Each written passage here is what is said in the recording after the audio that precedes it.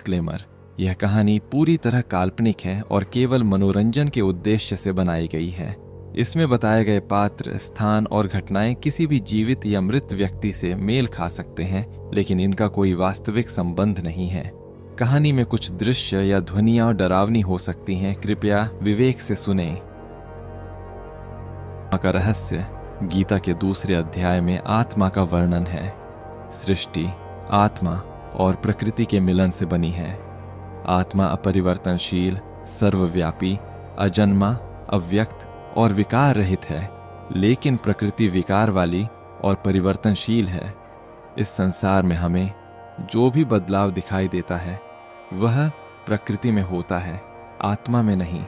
हाँ, ये बदलाव आत्मा के आधार से होता है। प्रकृति के 5 तत्व हैं: पृथ्वी, जल, अग्नि, वायु और आकाश। ये 5 तत्व संसार की हर वस्तु में मौजूद हैं। प्रकृति में बदलाव इन्हीं 5 तत्वों व 3 गुणों सत्व, रज और तम की वजह से होता है।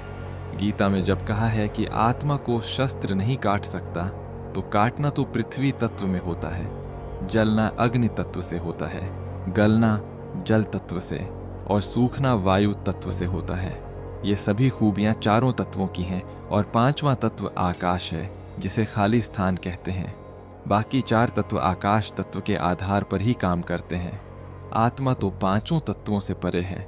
तो कटना, जलना, गलना व सूखना ये सब प्रकृति से बने शरीर या दूसरी वस्तुओं में ही संभव है, आत्मा में नहीं। विज्ञान में इन 5 तत्वों का शोध होता है, लेकिन अध्यात्म आत्म तत्व को अनुभव करने की प्रक्रिया है। इसलिए जहां विज्ञान समाप्त होता है, वहां से अध्यात्म शुरू होता है। दोस्तों, अगर आपको ये कहानी पसंद आई तो इसे एक लाइक और अपने दोस्तों के साथ शेयर ज़रूर करें। साथ ही आप कमेंट बॉक्स में बताएं कि आपको अगली कहानी किस टाइप की चाहिए, और ऐसी ही डरावनी और दिल दहला देने वाली कहानियाँ देखने के लिए महातिब्बे चैनल को सब्सक्राइब ज़रूर करें।